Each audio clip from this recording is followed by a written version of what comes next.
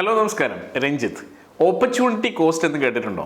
കേട്ടിട്ടുണ്ടാവാൻ സാധ്യതയുണ്ട്. കാരണം കേരളത്തിൽ ഏറ്റവും അധികം ഉണ്ടായിക്കൊണ്ടിരിക്കുന്ന ഒരു സംഭവം കൂടിയാണിത്. പലപ്പോഴും നമ്മൾ ഏതെങ്കിലും ഒരു ഡിസിഷൻ എടുക്കുന്ന സമയത്ത് ഒരു റിസ്ക് എടുക്കാൻ തയ്യാറാകാതെ വരുമ്പോൾ നമുക്ക് സംഭവിക്കുന്ന നഷ്ടത്തിനെയാണ് ഓപ്പർച്യൂണിറ്റി കോസ്റ്റ് എന്ന് പറയുന്നത്. നമ്മളൊരു റിസ്ക് എടുക്കാൻ തയ്യാറാവാതിരിക്കുകയും ഒരു ചേഞ്ചിലേക്ക് പോവാതിരിക്കുകയും ചെയ്യുമ്പോൾ 3 തരത്തിലാണ് സത്യം പറഞ്ഞാൽ ഓപ്പർച്യൂണിറ്റി കോസ്റ്റുകൾ ഉണ്ടാവുന്നത്. ഏതൊക്കെയാണ് ഈ 3 ഓപ്പർച്യൂണിറ്റി കോസ്റ്റുകൾ എന്ന് നമുക്ക് നോക്കാം. ഏറ്റവും ആദ്യത്തേത് ഫൈനാൻഷ്യൽ റിസ്ക് തന്നെയാണ്.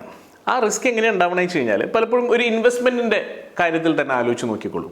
നിങ്ങളുടെ കയ്യിൽ 2 സ്റ്റോക്ക് ഓപ്ഷൻസ് ഉണ്ട്. അതിൽ ഏതെങ്കിലും ഒന്നിലാണ് നിങ്ങൾക്ക് ഇൻവെസ്റ്റ് ചെയ്യാൻ പ്ലാൻ ഉള്ളത്. ഒരെണ്ണം നോക്കുമ്പോൾ വളരെ സേഫ് ആയിട്ടുള്ള അത്യാവശ്യം നല്ല ബാക്ക്ഗ്രൗണ്ടുള്ള ഒരു കമ്പനിയാണ്. പക്ഷേ മറ്റൊന്ന് വലിയ ഓപ്പർച്യൂണിറ്റി മുമ്പിലുണ്ട് എന്നറിയപ്പെടുന്നുണ്ട്. പക്ഷേ അത്യാവശ്യം ഫ്ലക്ച്വേറ്റിംഗ് ആയിട്ടുള്ള കമ്പനിയാണ്. അതിനകത്ത് കൂടുതൽ റിസ്ക് ഉണ്ട്.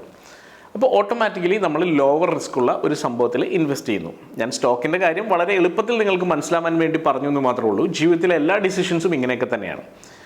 പക്ഷേ നമ്മൾ മറ്റേ റിസ്ക് എടുക്കാത്തത് കൊണ്ട് ആക്ച്വലി ഒരു വർഷം കഴിയുന്ന സമയത്ത് നമ്മുടെ സേഫ് ആയിട്ടുള്ള സ്റ്റോക്ക് നമുക്ക് തന്നത് 12% റിട്ടേൺ ആണെങ്കിൽ മറ്റേ സ്റ്റോക്ക് ഇൻവെസ്റ്റ് ചെയ്തിരുന്നെങ്കിൽ നമുക്ക് കിട്ടുമായിരുന്നത് 150% റിട്ടേൺസ് ആയിരുന്നു.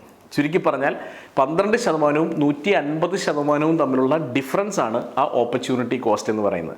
അപ്പോൾ ഫൈനാൻഷ്യൽ ടേംസിൽ ചിലപ്പോൾ ചില റിസ്കുകൾ നമ്മൾ എടുക്കാതിരിക്കുമ്പോൾ നമുക്ക് നഷ്ടപ്പെടുന്ന വലിയ ഒരു സൗഭാഗ്യമുണ്ട്. ആ സൗഭാഗ്യത്തെ നമുക്ക് ഓപ്പർച്യൂണിറ്റി കോസ്റ്റ് എന്ന് വിളിക്കാം. ഈ ഓപ്പർച്യൂണിറ്റി കോസ്റ്റിനെ ടൈമിൻ്റെ അടിസ്ഥാനത്തിലും വേണമെങ്കിൽ മെഷർ ചെയ്യാവുന്നതാണ്. പലപ്പോഴും പുതിയ ഒരു ടെക്നോളജി വരുന്നു. പുതിയ ടെക്നോളജി എന്ന് പറയുമ്പോൾ ചിലപ്പോൾ കാര്യങ്ങൾ കുറച്ചുകൂടി ഓട്ടോമേറ്റ് ചെയ്തിട്ടുള്ളൊരു ടെക്നോളജി ആയിരിക്കും. വളരെ ഈസി ആയിട്ട് ഒരു പ്രോസസ്സ് ഫിനിഷ് ചെയ്യാൻ പറ്റുന്ന ഒരു ടെക്നോളജി ആയിരിക്കും. ഈ ടെക്നോളജി നമ്മൾ അഡോപ്റ്റ് ചെയ്യുമ്പോൾ ഒരുപാട് സമയം നമുക്കൊരു പക്ഷേ ലാഭിക്കാൻ സാധിക്കും. നമ്മൾ ഏകദേശം 5 മണിക്കൂർ കൊണ്ട് ചെയ്തിരുന്ന ഒരു ജോലി 1 മണിക്കൂറാക്കി കുറയ്ക്കാൻ അതിന് സാധിക്കുമെങ്കിൽ തീർച്ചയായിട്ടും വലിയ രീതിയിൽ നമ്മളുടെ ഏറ്റവും പ്രീഷ്യസ് ആയിട്ടുള്ള സമയം നമുക്ക് ലാഭിച്ചെടുക്കാം. ബട്ട് അൺഫോർച്ചുനേറ്റ്ലി നമ്മൾ വലിയൊരു ഇൻവെസ്റ്റ്മെൻ്റ് ഒക്കെ നോക്കിക്കൊണ്ട് അതിനകത്ത് ഇൻവെസ്റ്റ് ചെയ്യാതിരിക്കും.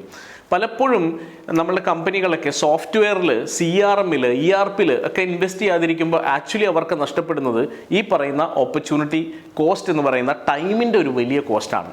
പലപ്പോഴും അവർ പോലും അറിയാതെ അവർ ഇൻവെസ്റ്റ് ചെയ്യുന്നതിനേക്കാൾ എത്രയോ വലിയ റിട്ടേൺ ഓൺ ഇൻവെസ്റ്റ്മെൻ്റ് ആണ് പലപ്പോഴും ERPകളും CRMും ഒക്കെ കൃത്യമായിട്ട് ഇംപ്ലിമെൻറ്റ് ചെയ്താൽ തരിക എന്നുള്ളത് പലരും മനസ്സിലാക്കുന്നില്ല. ഞാൻ മുമ്പ് ശ്രീ യൂസഫ് അലിയുടെ ഒരു വീഡിയോ കണ്ടിട്ടുണ്ട്. അദ്ദേഹം വളരെ മുൻപ് തന്നെ സാപ്പ് പോലുള്ള ഒരു സിസ്റ്റം ലുലുവിൽ ഇംപ്ലിമെൻറ്റ് ചെയ്തുകൊണ്ടാണ് അദ്ദേഹത്തിന് ലുലു ഇങ്ങനെ റെപ്ലിക്കേറ്റ് ചെയ്ത് കൊണ്ടുപോകാൻ സാധിച്ചത് എന്നുള്ളത് അദ്ദേഹം ഐഡൻറ്റിഫൈ ചെയ്യുന്നുണ്ട്.